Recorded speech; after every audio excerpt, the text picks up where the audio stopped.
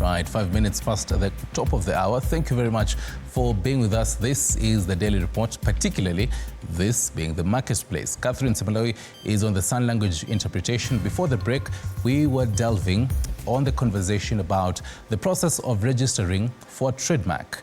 And Elvine Apiyo is here with us all the way from Kenya Industrial Property Institute. This is a parastatal under the Ministry of Trade. And she's done an amazing work.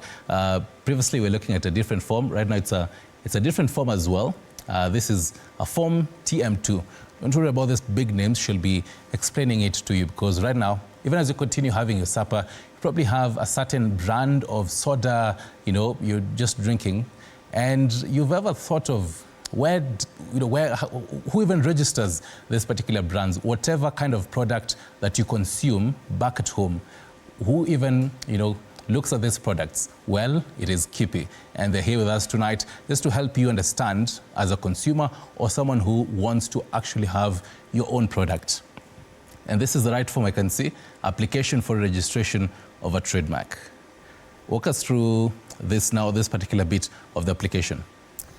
Well, so we're assuming you had done the search. Okay. And the registrar had said that your application, or rather you can proceed and apply. Mm-hmm. And it's important for me to say that during the search, and as we've said, looking at the costings, I just want to emphasize that when someone uses, for instance, Nyaringita, and you'd write a cease and desist letter to them and tell them, stop using my name or else I'll take you to court, Mm-hmm.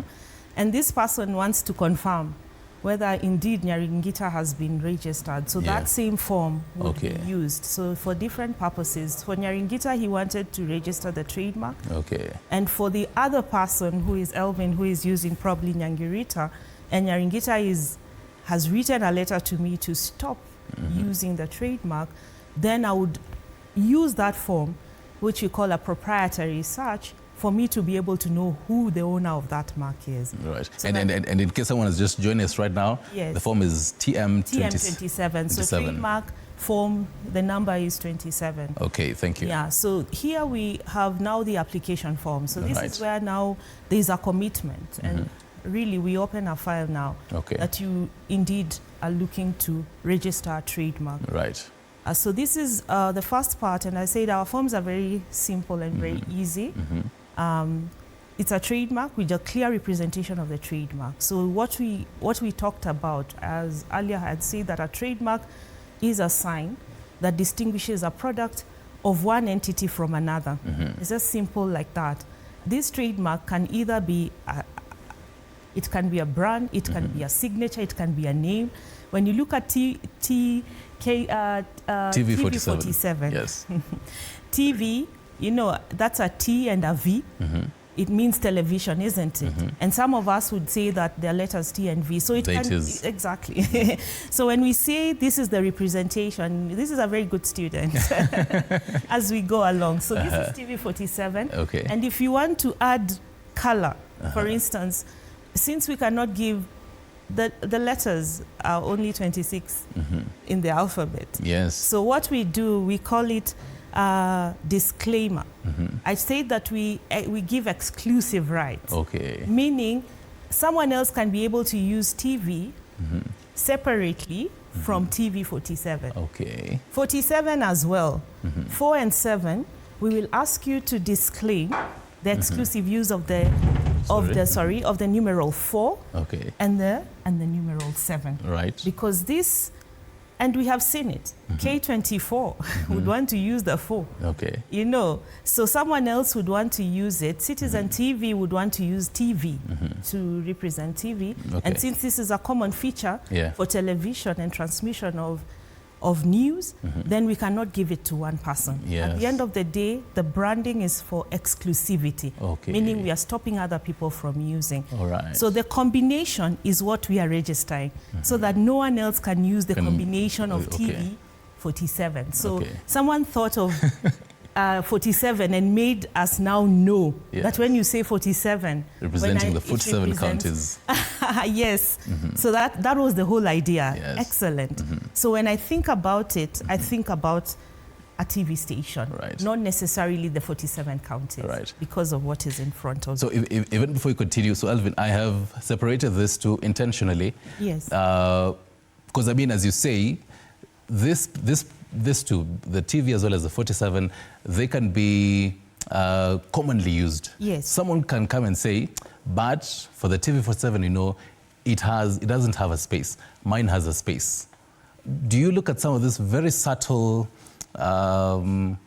changes? For example, how a small V, for example, a small T, and someone says, you know, well, mine is unique in this way. Yeah. Does that count? Excellent question. Okay. Because when we are looking at whether this trademark is different, as you say, the spacing, we look at whether the differentiation of that space would be, you know, it's sufficient enough to distinguish. As I've said, the key element when I was defining a trademark, it must distinguish one product from the other, yes. one service from the other. Yes. So when we look at TV and there's a space, we look at the average consumer. So this is how we analyze who would be using these services. Okay. Are they able to note the spacing and be able to differentiate on that basis? Okay. So I said it is identical. The law says that the registrar should not register anything that is identical or confusingly similar. Okay. So for me, spacing does not count much, because then, unless it is, I don't know how you would do it for you to be able to convince me that this is one and the same thing, that it can be able to distinguish one product from the other. Right. Yeah, so at the end of the day, we are looking at something, these elements must not cause confusion, especially if you're in the same line of services. In the same goods. sector as well. Yes, so if the classification, you remember the classification we were looking at.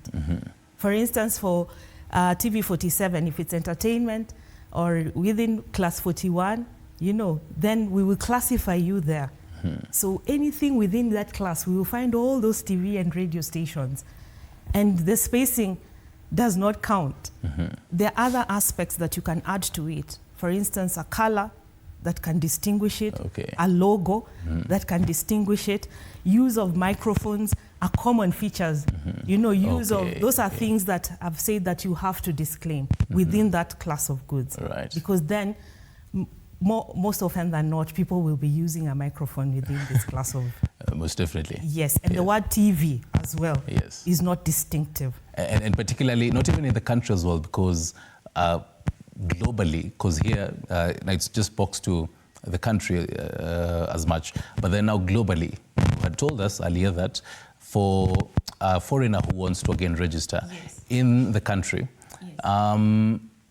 so how about if, for example, they had a similar name and they have other branches in different parts of the country and they want to register in Kenya and they have a similar name as well? How do you go about that?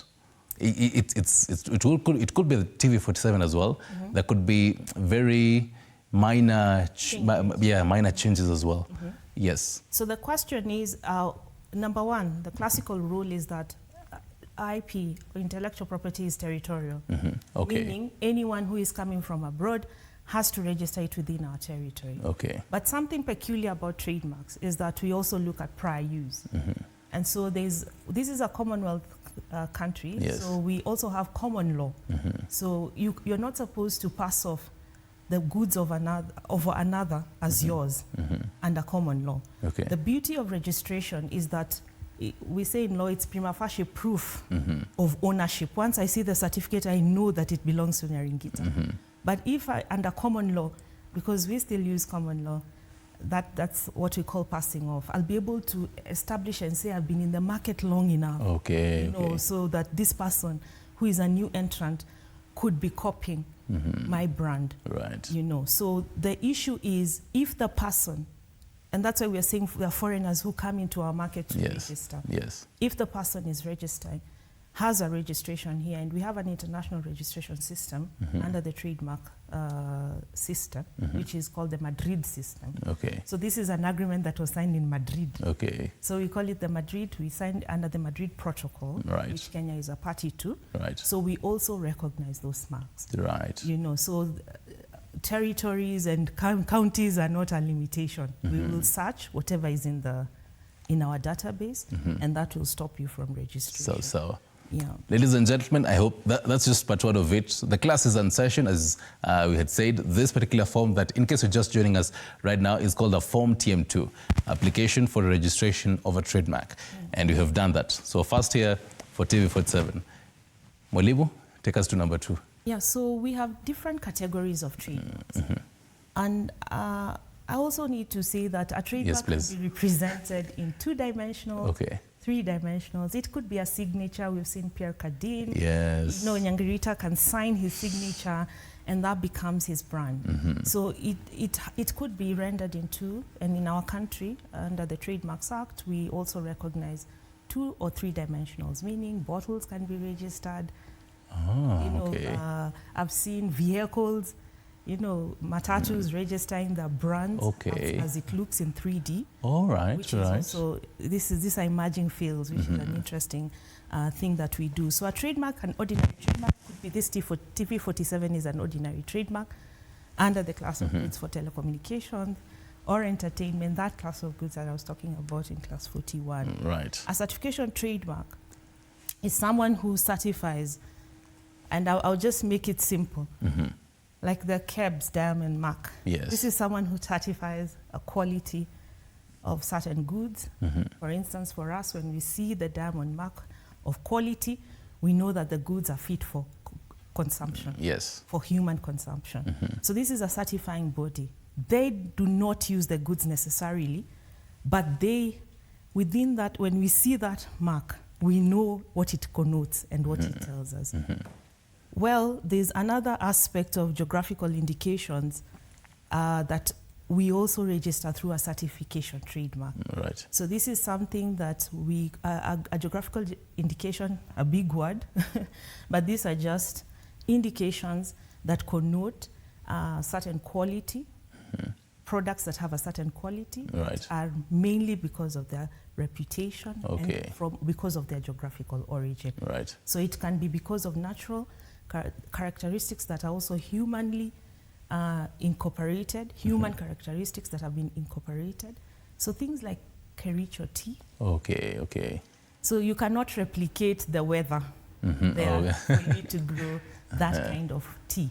So these are, they are registered under this, so a certifying body certifying that this product, you know, like AFA or the tea board would be able to certify that this product or the coffee that comes from Java is coming from this territory. Right. So they are certifying, but they're not using the product. And still on the whole bit of certifying, before we move on, you mentioned KEBS. Yes. And one would want to ask the partnership between KIPI as well as KEBS and other business registration parastatals as well. So that if your Ringita pencil, for example, or could you also use, let's say, for TV47 and other services and goods as well. So which one comes first? Do I pass by KIPI and then get the trademark and then head over to KEBS? Or do I start off with KEBS, then come over to KIPI? How does that work? Well, these are distinct institutions that handle different and distinct mandates. KEBS is mainly, KEBS looks into the quality. For us, I don't need to check whether TV47 has how many cameras or what they are doing. All I need is to just see your branding. The branding, Yeah, so this, and you know, for KEBS, this is a mandatory requirement that all products must be checked for fitness for human consumption. So that's what I would say. Of course, you would start wherever you start, because our law says anyone who proposes to use or has already used. So a trademark can be used and then you come and register, or when you're still at the initial stages, you can still, so it means proposes to use, you can still come. So there's no limit as to when you can come. For us, because it's not mandatory. But for certain requirements, like for instance, a business registration name, a company name, those are requirements that when you're opening a company, you must go to the company registry to have your proper registration. But for us, the law allows you to either already use, propose, as you're still proposing, and if you're still using, you can still come. Yes. So basically, as KIPI was saying, no pressure. Open. No pressure. Yes. You have your product ready when you are, come to us now. Yes. Okay. Yes. Right. So you had walked through us the certification, and I don't want to get too complicated. So this comes together with the rules because we talked about quality. So there's a certain quality or reputation. I would use, Nyangita, I know you're from this region, so these soapstones, so they'll specifically come from tobacco. So no one can replicate or until that stone will ever either be extinct. We cannot find it anywhere else. There could be a certifying body that certifies that this is a product from tobacco. So they would bring these regulations that are governing them under this this part. So you just need to tick. The boxes are not visible, but there are boxes here.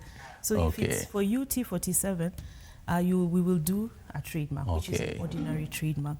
So a defensive trademark is a mark that it's a statement. This one is a different one. You just have that as the top. The word, it gives an indication of what it is. It's a defense. So you remember we have classification. So there are certain trademarks, due to their notoriety, they may not be used in all the classes. But if they are used by any other person, then they would cause confusion because there'll be a direct, people would think that it is the other person. So I want to use and these are what we call well-known marks. They also fall under here. So a person who has a well-known mark can come and register all the classes as a defensive mark, even the ones that they may not use. For instance, Coca-Cola. Coca-Cola may not be interested in making maybe shoe polish. But if anyone was to do it, everyone would associate that shoe polish with Coca-Cola. If KRA, you see the lion head, that logo is used in any product, it tells us that this is the taxman. The colors, the head itself. So then it acts as a defensive mark. Though it is not used in those classes of goods, no one can register it as is. So that's what basically a defensive trademark is. So here, for a person, unfortunately, Nakumat went down. Nakumat had also registered in all the classes, all the goods and services, with its trunk of the elephant as its logo. So it could also fall under defensive trademark. Someone hearing you mention that they're wondering if I am opening my own supermarket, for example, do I need to again, and even as you mentioned, so here, you know, a list of niche classes as you're telling us. Do I need to again register for all the classes if I have a certain outlet that will be selling most of this? How does that work? No, but you remember that these are products that you ascertain that this trademark is yours. You'll note that outlets sell different brands. Yes. So at some point you saw Nakumat trying to brand their own products. And I believe that's why they had come in to register all the classes. Because they were trying to get into different brands and using Nakumat, which I'm seeing many retail stores do. Do the same. So here, the proprietor, you're telling us that brand is yours. So it's associated to those goods. So there's no limitation as to how many classes you can use. But the danger is we have a removal for non-use. So if you're not using it, as I've said, these are rights that we are giving you, exclusive rights. So if you've not used it for a continuous period of 5 years from the time that you registered, someone can come in and ask for us to remove it from the register for non-use. So that's where the rubber meets the road. So you have to commit yourself that you're going to use it. Right. Classes that you're registering it in. Right. There's a question here for you. Yes. Is it possible for a technician to use a logo instead of a business name, or must have both? As I've said, these are distinct. A business name gives you the legality of you to operate in that outfit as a business. For us, what sells your brand, that moves whatever technology you're selling, whether they're computers or phones, is the brand name. So you need both. Right. Yeah. So. Yes. I understand. I think we have about 4 or less minutes. Yes. Actually, about 2 minutes. So you could help us understand. I have this particular brand, and I see someone else using it. Are there penalties for this? Are we going to have this person arrested, stop using it? What kind of penalties are there for someone who's using someone else's trademark? As I say that the first stop is to tell the person to stop and tell them that you are the registered owner of the trademark.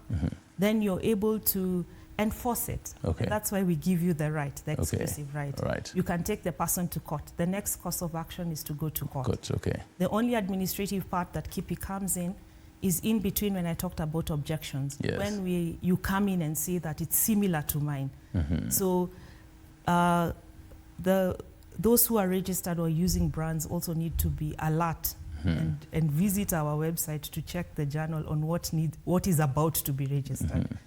Some businesses or partnerships, people fall out and someone comes to register in their own name, then come and stop you from using the mark. Right. So then this is an enforceable right under the law. So you can go to the apex within the court system. Right.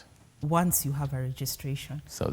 Yes. So even as you also give us your final remarks, there are definitely people out here who are wondering, I'm not as creative enough to come up with a certain logo, fancy trademark that I see out here. Can I come to KIPI and they can help with that? You can answer that as you give us your final remarks. Well, KIPI is mandated to give information, technical information about industrial property. Okay. So if you come into KIPI, we will assist you, not necessarily to create your logo, but to tell you the parameters within the law of how you can do it. And I believe there are people who are in that business of creating logos.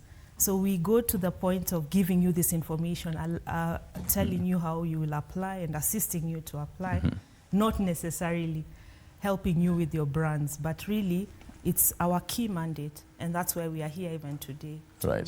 To share this information with the public. Yes. Your final remarks, something that you'd love Kenyans to know about KIPI today? I think for me is that KIPI is a very important institution in terms of driving the economy of this country. We also are promoting the beta. When you look at MSMEs, small businesses, you've looked at the price for the locals.